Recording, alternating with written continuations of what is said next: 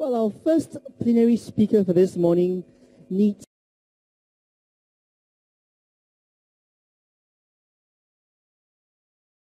Peter Drucker is emphatic when he says that a healthy business and a sick society are not compatible.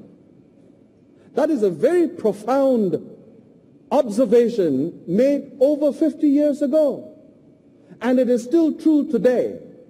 So we cannot say that the church is thriving, that the church is well, that the church is growing. If there is endemic corruption in our society, it simply means that the church is alienated from that community, alienated from that society. It is living in a world of its own. It is living in a cocoon. It is not, as we understand it from the scriptures, the true church. It is not possible to create tomorrow unless we eliminate what is using up our limited resources to no effect. All of us have limited resources.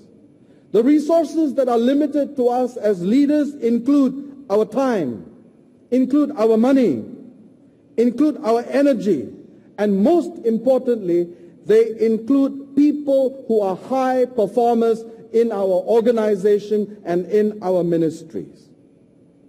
Unless we free these people up to do what contributes to tomorrow, we are wasting precious resource.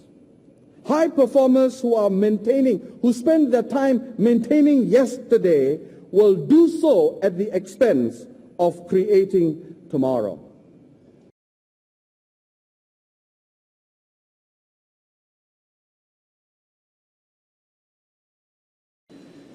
The whole idea that you and I have of faithfulness, of all people, the atheistic philosopher, the German philosopher Nietzsche talked about, a long obedience in the same direction.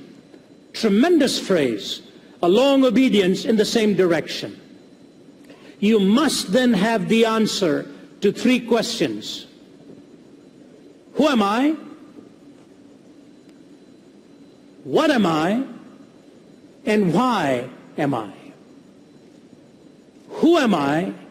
What am I? And why am I?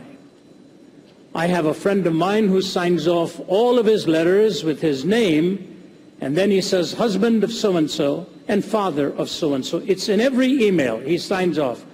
Krish, husband of Anila, father of Nick. Every letter he signs that off. And he said it's a reminder to him of who he is at all times. Cliff Barrows of the Billy Graham Association was having dinner in our home one night along with his wife, and I asked him to talk to me a little bit about life on the road.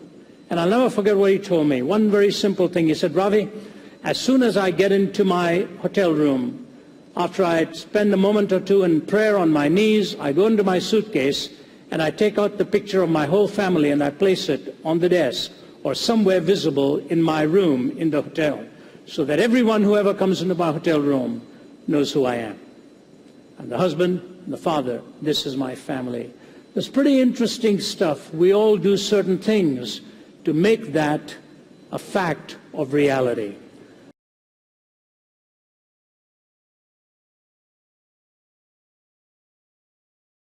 I'm going to tell you the story of 500 Roses.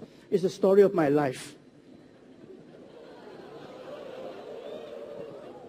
I got my first girlfriend at the age of 28. You see, before that, I was so focused on ministry, I had no time for romance.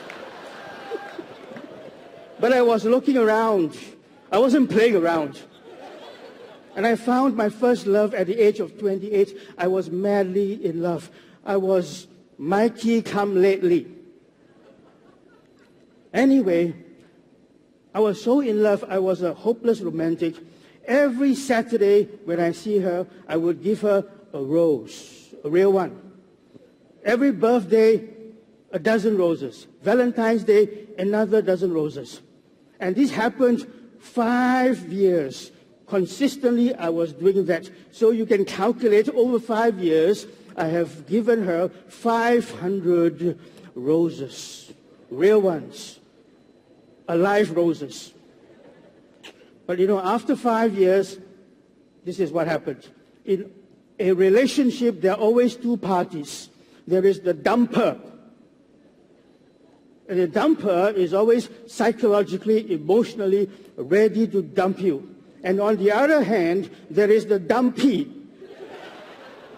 And I was the dumpy, but when you are a dumpy, you never realize that you are going to be dumped.